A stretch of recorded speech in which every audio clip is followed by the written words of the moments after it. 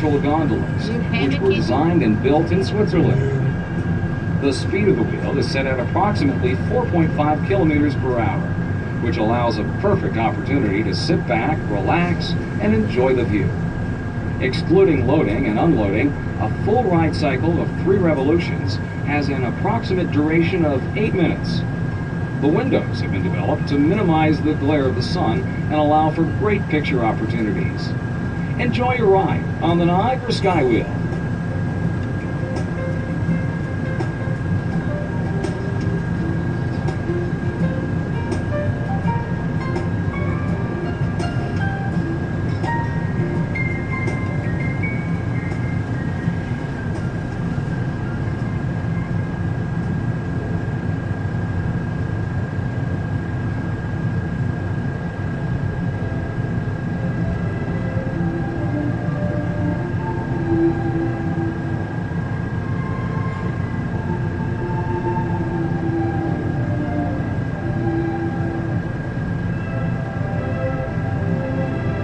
There's the van right there.